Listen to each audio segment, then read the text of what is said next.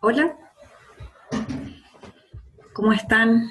Bueno, nos encontramos de nuevo acá en este cuarto módulo, donde la idea es compartir sobre el abordaje integral del espectro autista con énfasis en el apoyo en inclusión escolar. Les recuerdo mi nombre también, Karina González. Soy terapeuta ocupacional y en esta ocasión vengo a compartirles sobre las herramientas de integración sensorial para este abordaje más inclusivo en estos niños, ¿ya? Y en lo particular, en esta cápsula vamos a revisar sobre el concepto obviamente de integración sensorial, pero desde la parte en el fondo para que ustedes puedan pesquisar cuándo es necesario la derivación a un especialista en integración sensorial para la evaluación, ver entonces cuáles son las principales problemáticas que pueden estar teniendo nuestros niños que tengan alguna dificultad a nivel sensorial, que es muy común, ustedes ya deben saber, en los niños del espectro autista. Ahora, como vamos a revisar estos conceptos de integración sensorial, la verdad que les va a servir para todos los otros niños también, pensando en que incluso puede que sea en uno mismo, porque todos procesamos la integración sensorial, o todos procesamos inputs sensoriales, la verdad, los integramos, los interpretamos, ¿verdad? Y como ustedes ya vieron toda la parte neurobiológica de este proceso, ahora nos vamos a meter entonces en estos temas. Para ello, antes de eso igual es importante decirles que esta es solo una herramienta que ocupamos como terapeutas ocupacionales. Nosotros no somos terapeutas en integración sensorial, somos terapeutas ocupacionales y que dentro de las distintas especialidades está integración sensorial, pero uno en el fondo sigue realizando la intervención y la evaluación desde la mirada de la funcionalidad, de la autonomía, de la independencia y de la participación en las ocupaciones de este niño, ¿ya? Y que eso, si en alguno de ellos está repercutiendo en el fondo su participación, dado su procesamiento sensorial, entonces ocupamos esta herramienta. Bien, les voy a mostrar unas imágenes y ahí ustedes me van a ir diciendo, o van a ir diciendo la verdad, no los voy a escuchar, pero hagan ese ejercicio, digamos, de ir mencionando qué es lo que les causa. Ya, por ejemplo, esta imagen. Quizás algunos inmediatamente pensarán, qué miedo, o no, yo no me voy a subir ahí, u otros, sí, qué entretenido, demasiada adrenalina, qué genial. Y así cada uno en el fondo le va a provocar ciertas actividades y va a elegir también según su procesamiento sensorial. Todo el rato estamos haciendo eso. Miren, fíjense en esto también. No sé si les ha pasado. Hay algunos quizás que pueden decir qué sensación les provoca esta imagen desde la experiencia, como pegote, desagradable, o quizás así muy, no sé, como hasta incluso pueden sentir asco. En otros va a ser como, uy, qué relajo, qué rico, qué placentero también estar con las manos ahí en esa sustancia, en esa masa, ¿verdad? Como, a mí me parece que es como pegote, pero igual puede que sea relajante.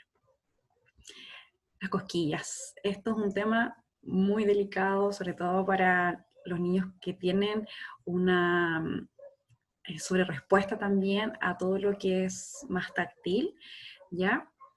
La respuesta puede ser como la de ese niño, ¿cierto? Como bastante contento, está disfrutando, es un juego, pero otros pueden incluso sentir dolor con las cosquillas, ¿cierto? Incluso irritación y en algunos casos hasta llegar a golpes para que dejen de hacer eso porque lo sienten como algo doloroso e incómodo.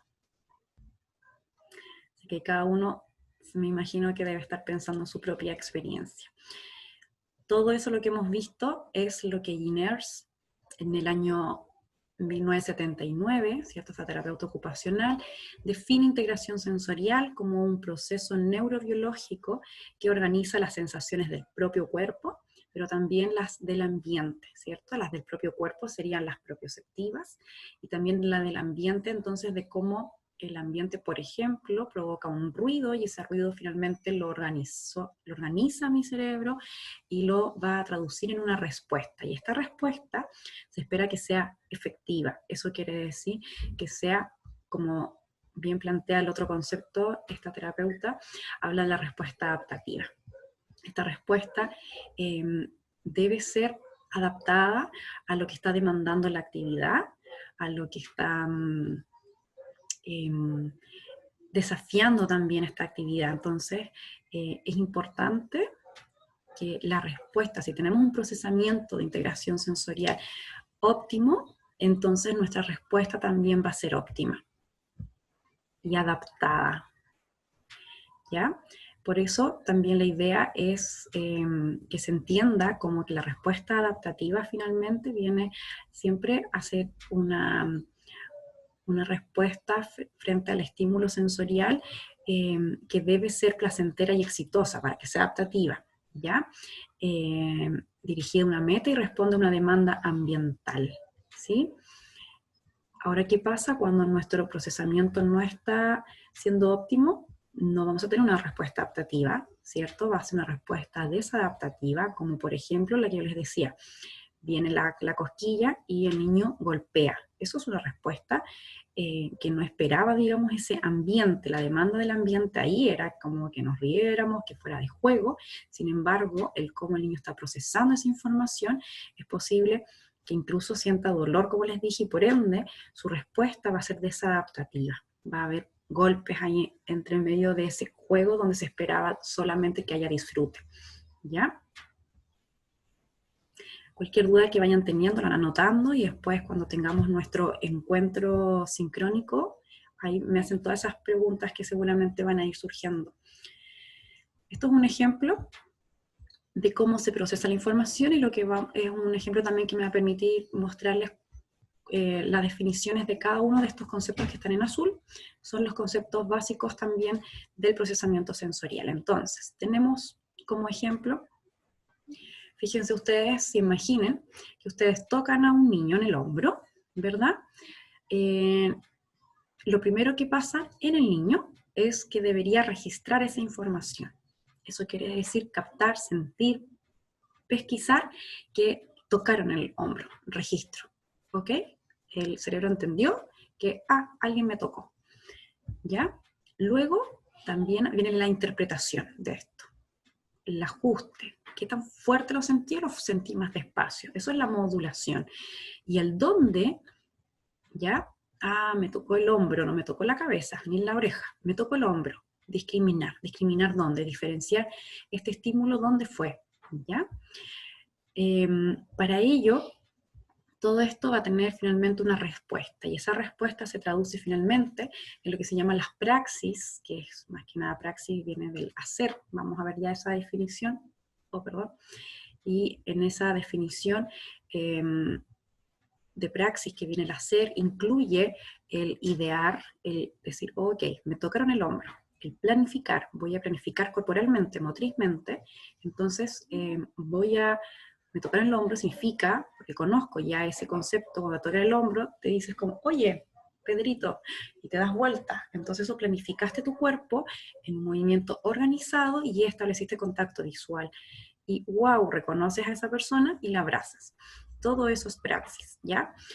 Lo otro que están acá hablando, que está en colores, fíjense, lo van a comprender igual. De hecho, me gustaría que después de los conceptos, ustedes tranquilamente revisen y vuelvan a esta parte a ver si se comprende un poquito mejor. Miren, la modulación de este estímulo, ¿cierto? Puede ser también que afecta a nivel vestibular. ¿Por qué vestibular? Porque resulta que también te toca, te puede desestabilizar incluso, y ahí hay un movimiento entonces de la cabeza que puede causar incluso una percepción quizás distinta. Desde lo táctil también hay una modulación aquí para sentir si es fuerte o despacio también ese estímulo.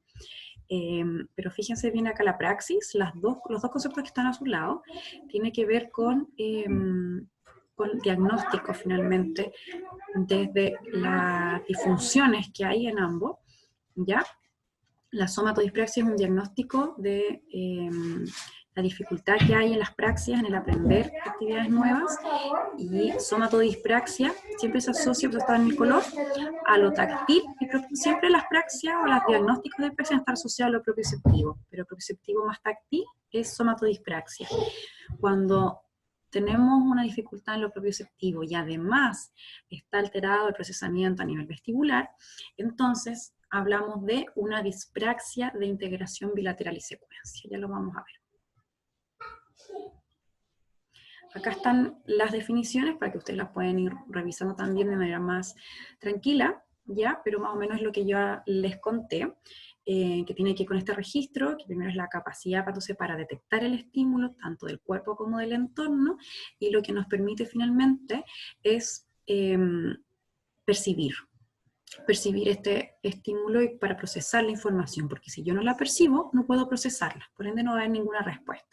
¿Ya? Entonces esta es la primera entrada, digamos, de este estímulo a nuestro sistema.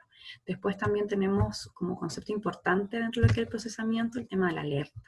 La alerta viene a dar la base para funciones ejecutivas mayores como la concentración, la memoria, incluso la atención, ¿ya? Y una alerta óptima nos permite estar atentos, pero con calma, como para procesar bien. Una alerta óptima significa que no estamos, una sobrealerta, por ejemplo, es cuando creemos que todo es peligro. Eso sería una sobrealerta, ¿cierto? O una hiperalerta. O muy bajitos en la alerta, tan bajitos que no alcanzamos ni siquiera a registrar los estímulos. Eso puede ser también otra dificultad. De hecho, en los niños del espectro autista es bastante común que haya, a veces, depende de los casos claramente, niños con una sobrealerta, que son aquellos niños que, por ejemplo, solo responden a los estímulos auditivos o al estímulo táctil, tienden a tener una sobrealerta. Aquellos niños que tienen una baja interacción social, una baja reciprocidad también social, tienden a tener una baja alerta, por ende no registran mucho de los estímulos. Entonces ustedes les pueden estar diciendo, Pedrito, Pedrito, pero ese estímulo auditivo les pasa así como por al lado y no logran entonces registrar ese estímulo auditivo, porque su alerta es muy bajita, ¿ya? La modulación es la capacidad para regular y organizar el grado de intensidad y características de la respuesta del estímulo sensorial de una forma adaptativa y graduada. Esto le va a permitir entonces a la persona lograr y mantener un espectro óptimo en su desempeño y adaptarse a los desafíos de la vida cotidiana, siempre que la modulación sea óptima.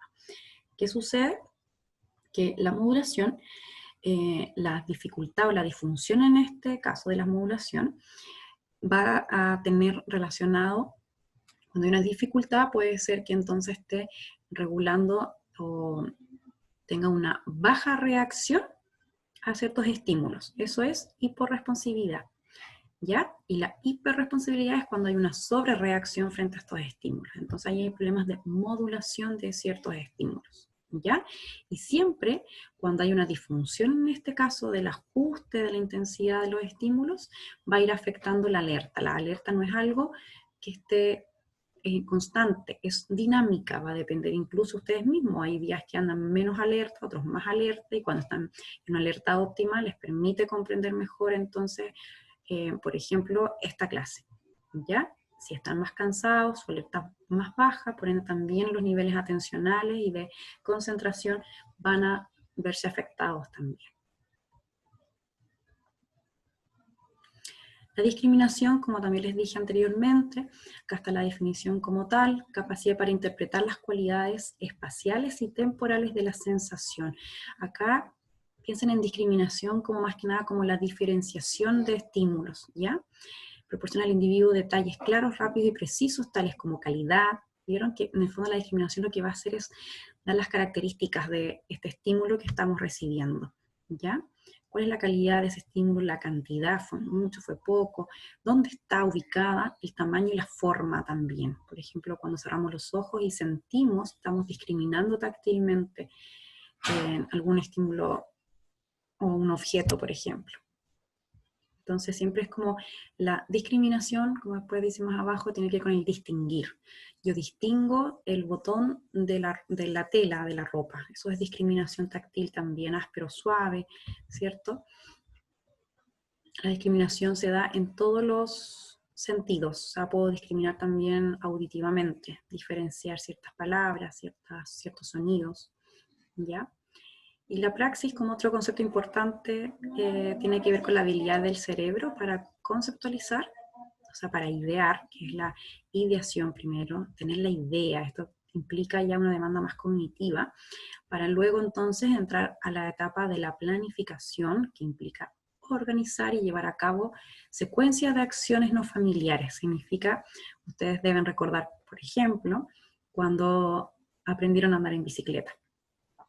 Al principio era una acción entonces no familiar y tenían que estar pensando, ok, tengo que mantener el equilibrio, tengo que dar vuelta a las piernas, y todo eso se hace de manera como automática igual, o cada vez se va haciendo más automático hasta que tú adquieres esa praxis, ¿ya? Y planificas y organizas tu cuerpo en función entonces a el aprender nuevas actividades, nuevas tareas, nuevas secuencias de acciones. Entonces la praxis generalmente se evalúa también viendo cómo se va aprendiendo esto. Hay niños que tienen dificultades en alguna de estas etapas, de la ideación, del planeamiento o de la fase ya más motora, que es la ejecución misma.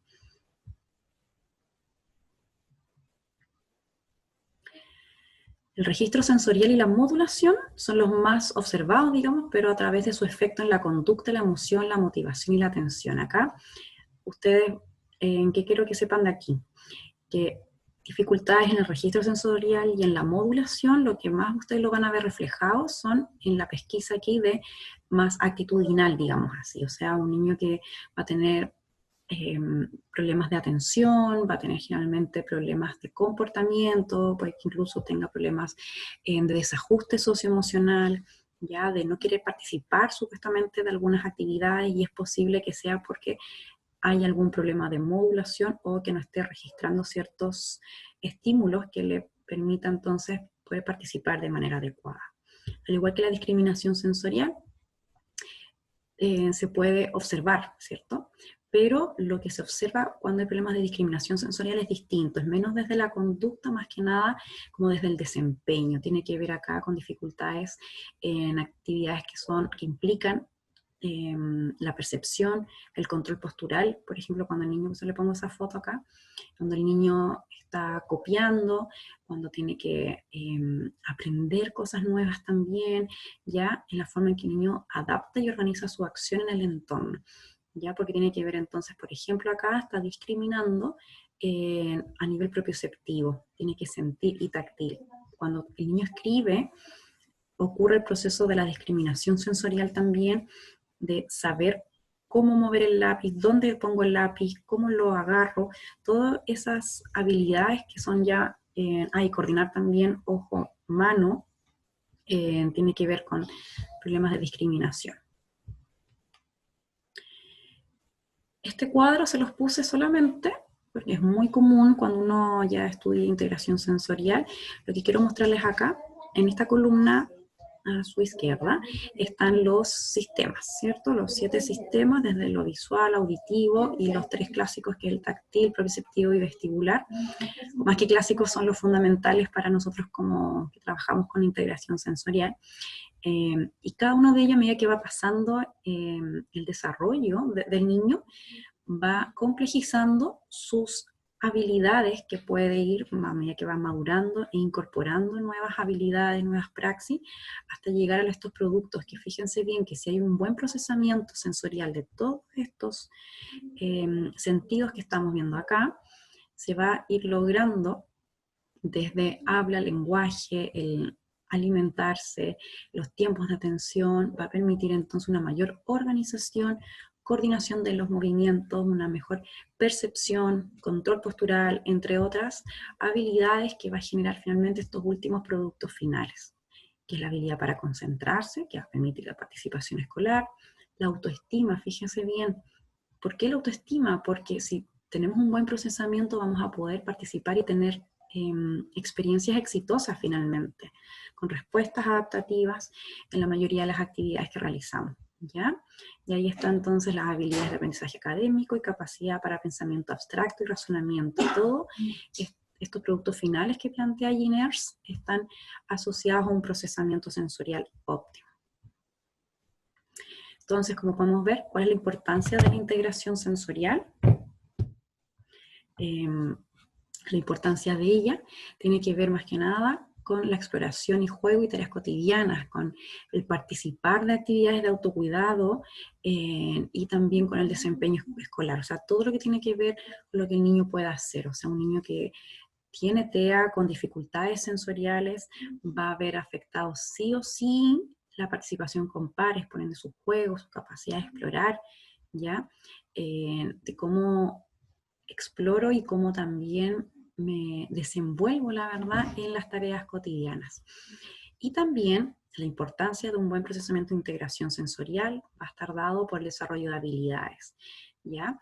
Desde habilidades como por ejemplo la autorregulación de las emociones, o como se llama ahora también la gestión de las emociones, muy asociada acá a la parte táctil, ahí lo vamos a ver, la identidad, porque en el fondo también se va gestando esto de la autoestima y de las características o elecciones de actividades que van haciendo, ¿ya?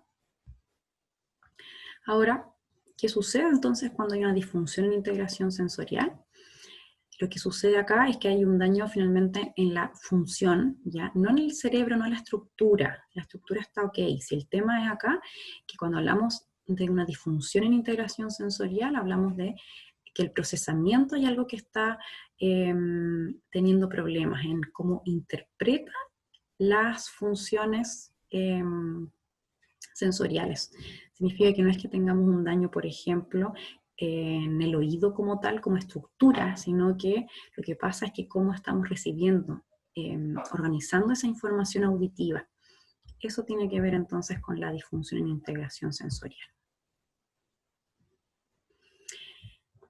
Acá les muestro estas fotos que seguramente ustedes podrán decir, pero entonces, ¿cómo sé qué niño tiene algún problema o puedo sospechar de un problema de integración sensorial? Podemos ver acá un niño que le pueden decir ustedes quizás inquieto o inquieta, ¿cierto? Tiene conductas impulsivas, que esté frustrado, sea un niño irritable, descoordinado, que haya como que presente algún tipo de torpeza motriz también, desatento, ¿cierto? El típico niño que está allí en clase y que presenta dificultades para finalizar alguna tarea, que finalmente todo esto son etiquetas, ¿cierto? También lo podemos llamar como etiquetas, porque quizás se puede tildar, no, es que él es desordenado, él es inquieto, él es muy torpe. Pero ojo, que esas etiquetas que muchas veces se ocupan, ¿cierto? Ojalá intentemos no ocuparlas tanto, hagamos ese esfuerzo y transformémoslos en signos, quizás en alertas de pesquisas para el motivo de consulta de integración sensorial.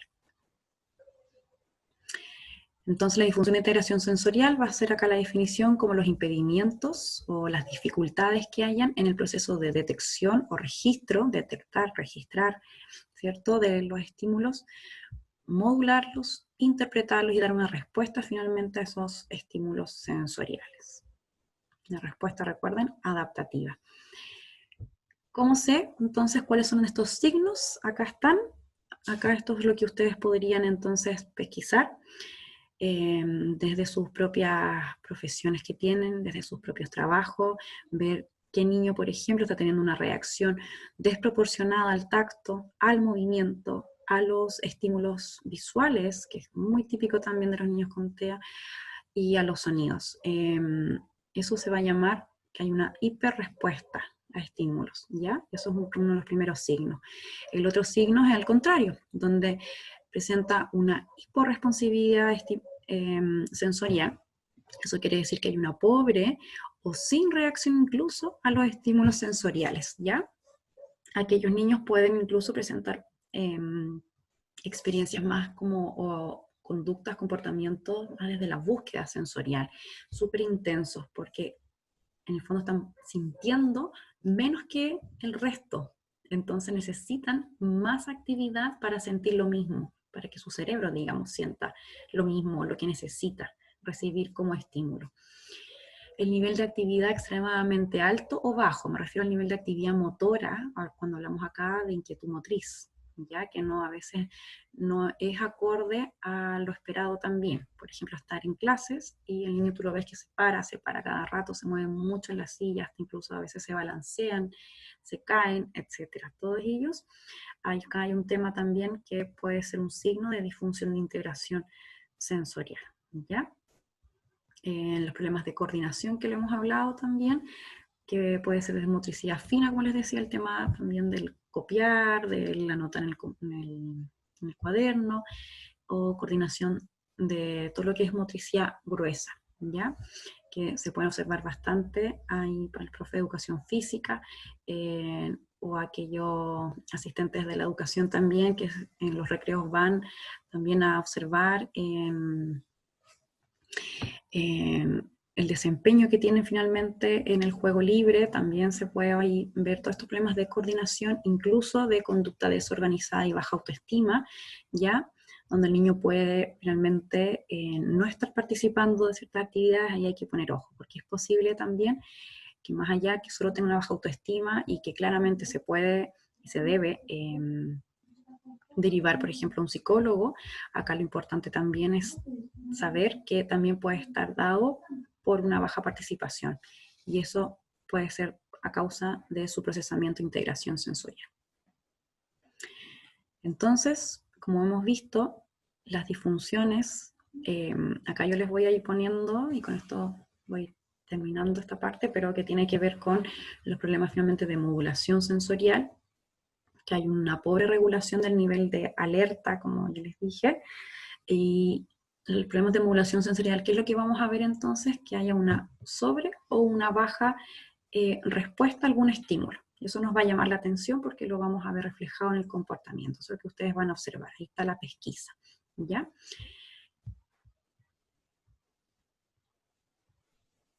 Cuando hay una disfunción en la modulación vestibular, que tiene que ver, recuerden, con todos los movimientos entonces de nuestro oído, porque ahí están los receptores, finalmente el movimiento de la cabeza, presentamos acá los diagnósticos. ¿Cuáles son los diagnósticos sensoriales que nosotros como terapeutas ocupacionales u otro profesional especialista en integración sensorial va a dar? Puede ser inseguridad gravitacional o aversión al movimiento. Ambos están en rojito porque hay una hiperrespuesta finalmente a todo lo que son los estímulos vestibulares, los del movimiento, ¿ya? Entonces van a sentir mareo, puede que sientan miedo, que aumente incluso su tono muscular porque se ponen tensos frente al movimiento. Y por el otro lado tenemos a los niños que presentan un perfil hiporresponsivo vestibular, es decir, una baja respuesta al estímulo de los movimientos, y va a ser al contrario. Necesitan de más movimiento, entonces, como les decía, para sentir lo que su cerebro requiere, ¿ya? Los problemas de discriminación sensorial, como ustedes los pueden pesquisar acá, que tiene que ver con esta capacidad entonces, o problemas que puedan haber en la organización y el análisis de la información sensorial. Acá algunos ejemplos, por ejemplo, discriminación auditiva, distinguir entre casa o taza, discriminación visual entre la P y la Q, ¿cierto? Y hay confusiones también porque no logran discriminar visualmente cuál es la diferencia entre ciertas letras. Discriminación táctil también, que bueno, esa es la más investigada y la más tratada también desde nuestra área, que era la que yo les decía, porque está afectando, por ejemplo, a la grafomotricidad y también a las actividades más desde el vestuario o alimentación incluso. Puede ocurrir en distintos sistemas sensoriales y darse en conjunto con problemas de modulación sensorial. Eso también es importante. Nada de esto se da como aislado, también pueden convivir distintos, ¿cómo se llama? Diagnósticos.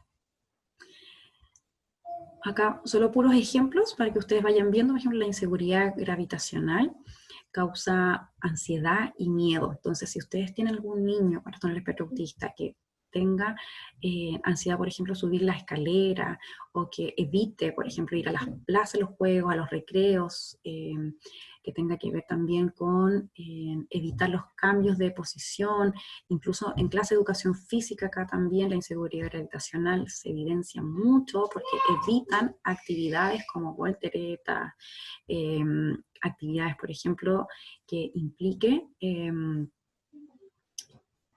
vencer la fuerza de gravedad. La verdad que desde ahí va el tema de la inseguridad gravitacional. Entonces son conductas de ansiedad y miedo frente a situaciones de movimiento. Con eso quedas.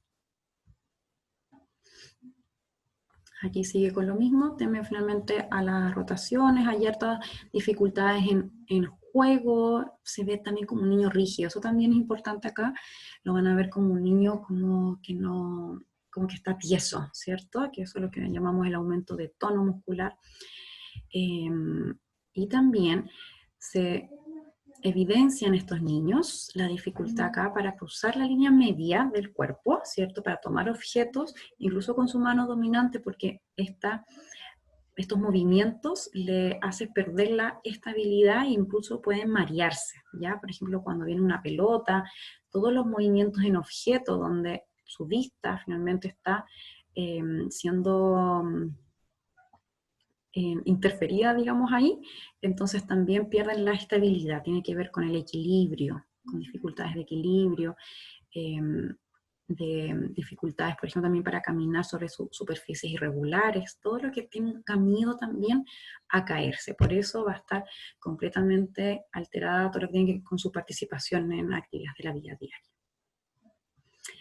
La aversión al movimiento, ¿se acuerdan que era también desde lo vestibular? Pero acá está definida por la presencia en el niño de sentimientos de incomodidad, náuseas, vómitos, mareos o vértigos. Más que un miedo, más que nada es como una respuesta más fisiológica que ocurre acá con la aversión al movimiento. Esto es otro de los diagnósticos, para que lo manejen, solamente como para que los conozcan. ¿Ya? La hiporresponsabilidad vestibular. Recuerden, bajo y responsabilidad baja respuesta a nivel vestibular. Acá, como bien puse la foto acá, el niño en el fondo es como más inquieto, tienden a buscar sensaciones intensas de constantes movimientos, el niño que está balanceándose, el niño que que quiere salir ya a correr, necesita mucho movimiento, pero también esto está asociado a niños con esta postura, por ejemplo, que pueden ver acá en la imagen inferior, donde presenta un bajo control de tronco o tono postural también, todo lo que tiene que ver con la musculatura extensora, que es la de la espalda, ya la que te permite estar erguido. Acá también tienen entonces un bajo tono extensor. Eso es generalmente otro signo que ustedes pueden pesquisar en aula. ¿Qué pasa con el procesamiento propioceptivo? Acá tenemos dos perfiles importantes, el buscado propioceptivo, que es el que al igual como el vestibular, ¿cierto? Van a buscar actividades muy intensas también, son buscadores sensoriales, entonces necesitan, recuerden que la propiocepción, los receptores están en las articulaciones, todo lo que tiene que ver con estiramiento y contracción muscular, hablamos del sistema propioceptivo. Entonces, por ejemplo, morder cosas, empujar cosas, saltar, trepar, chocar, todo eso y sin sentir dolor. Eso es como algo súper característico, digamos, de los buscadores propioceptivos. Y los hipopropioceptivos, que pueden que también tengan conductas de búsqueda, pero más que nada tienden a tener una fatiga muscular, o se cansan con mucha facilidad porque su tono muscular también es bajito, ¿ya? Y son también, o presentan, la verdad, torpeza motriz.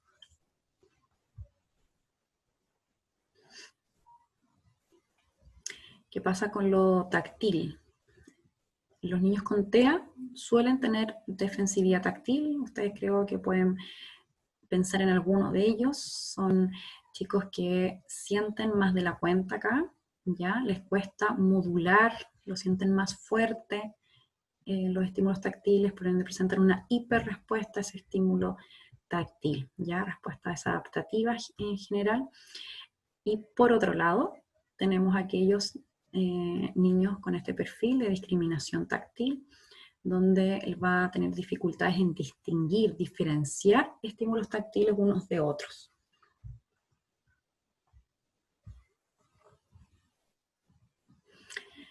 Ahí tienen las características de los niños de defensividad táctil, que está asociado más que nada a dificultades emocionales. Como consecuencia, los defensivos táctiles van a tener comportamientos más irritables, más ansiosos, con una mayor distractibilidad. ¿Ya? Van a ver ahí como que no pueden estar muy atentos porque están pensando en la etiqueta, en que les aprieta quizás el elástico del calcetín, o si tienen una ropa nueva, por ejemplo, les va a picar. Entonces también va a alterar su alerta. ¿Ya? Por eso rechazan algunas prendas de ropa, tienen y evitan también los besos, por ejemplo, todo lo que es el tacto ligero, es lo que más les va a perturbar a ellos. ¿Bien?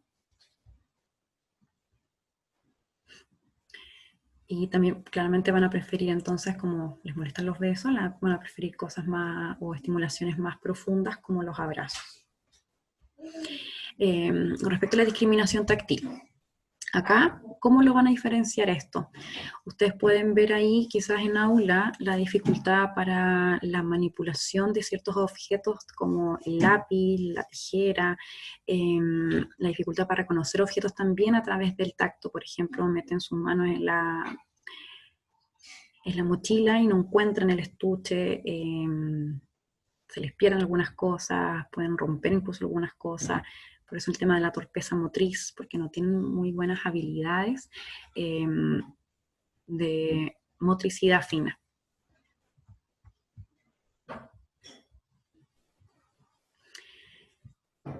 Y dentro de los diagnósticos, este es el último diagnóstico que tiene que ver con la dispraxia, como ya les había adelantado, ¿cierto? La somatodispraxia, que tenía que ver con dificultades en lo táctil y lo propioceptivo. ¿Y cómo van a ver ustedes este diagnóstico? La verdad que ustedes no van a decir, tiene somatodispraxia, pero quizás se van a acordar y van a decir, pesquiso quizás, sospecho que puede haber un problema entonces en esta habilidad que tenemos todos, ¿verdad? De idear, de planificar y luego entonces ejecutar algún acto motriz que no sea habitual. Y en eso entonces, ¿ustedes qué van a ver? Que son chicos que tienen dificultades para participar de deportes, de educación física, de la escritura, para imitar movimientos. Esto es súper importante, la imitación es una de las primeras señales que nos dice, hay problemas de dispraxia acá. ¿Ya? Son chicos que tienen dificultades entonces para realizar actividades que corresponden a su edad. Y está asociado a dificultades de percepción visual en la coordinación visomotora y en motricidad fina. La somatodispraxia, fíjense bien porque tiene que ver con lo táctil y lo propioceptivo. En cambio, el otro diagnóstico que tenemos dentro de las dispraxias es la integración bilateral y secuencia, que acá está asociado más a todo lo que tiene que ver con movimiento, por eso es lo vestibular y propioceptivo acá, ¿ya? ¿Qué sucede en esto? Que tienen problemas para anticipar movimientos, ¿ya? Esa palabra feed forward es un concepto que tiene que ver con la anticipación. Por ejemplo, tú tienes una pelota pequeña, la lanzas al niño y el niño tiene sus manos así, ¿cierto? Como se ve en la pantalla, aquí como con un tamaño mayor al de la pelota. ¿Qué pasa ahí? Que el niño entonces no está anticipando, organizando su cuerpo en función a este elemento, tiene dificultades para anticipar lo que va a venir, digamos. Entonces no organizan bien, tienen dificultades para aprender y secuenciar ciertos actos motores, como por ejemplo andar en bicicleta, porque incluye el integrar los dos lados del cuerpo, coordinarlos en todas las actividades como bailar, trepar, jugar fútbol, por ejemplo, todas estas actividades que implican la coordinación de los dos lados del cuerpo. Si es que no está participando, tiene dificultad en eso, entonces ustedes podrían sospechar de una dispraxia de integración bilateral y secuencia. Y así también en los niños con TEA van a ver también niños que buscan algún desde lo visual, pueden estar ahí teniendo algunas conductas de búsqueda o incluso de hipersensibilidad también a nivel visual quizás. Ya lo mismo pasa acá con lo auditivo. Vamos a presentar problemas de modulación en ambos casos, ya en ambos sistemas, digamos, donde van a haber respuestas más que nada desadaptativas ahí. Y para qué hablar también, esto es un temazo, creo yo, para algunos padres, sobre todo familiares, cuidadores, donde el tema de la alimentación es vital y están teniendo muchas dificultades cuando el procesamiento a nivel olfatorio, gustativo, si lo mezclamos con lo visual, porque hay niños que también son selectivos a nivel de comidas, de los colores, entonces también estamos hablando de dificultades sensoriales. Y para todo ello, con esto termino, se evalúa a través de pautas que son estandarizadas y otras de observación.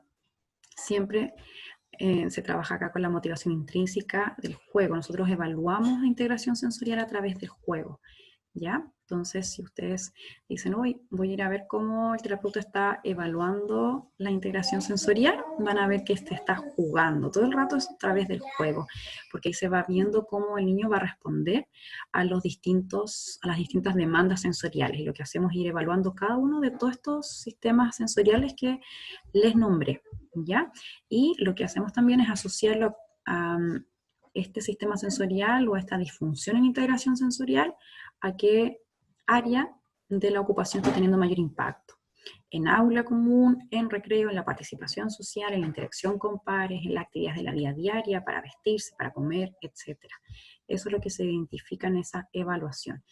Y acá les nombro algunas pautas que quizá en algún momento, si quieren, se las puedo compartir, si algunas quieren verlas, pero más que nada es como para que conozcan que hay pautas que son de observación clínica de integración sensorial. Está el perfil de desarrollo sensorial, que es un cuestionario para padres, ese les pasa a ellos directamente, y también está este que es uno de los que yo más he utilizado, que es el SPM, junto con el perfil de desarrollo sensorial. El SPM es muy interesante porque permite hacer un contraste de cómo está haciendo su participación y su integración sensorial en distintos contextos. ¿Cuáles? Escolar y en casa. Y también está dividido por edades. Entonces hay uno preescolar y uno escolar.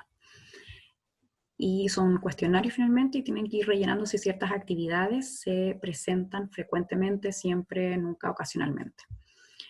Y el formulario del terapeuta, que es más que nada de observación, y esto es bastante más clínico, la verdad, igual que el SIP, que ese es una batería. Así que eso, con esto termino, así que ahora la idea es que puedan revisar después lo que continúa ahora, porque ¿qué hacemos con todas estas dificultades que pesquisamos? Eso lo vamos a revisar entonces en la próxima cápsula. Muchas gracias.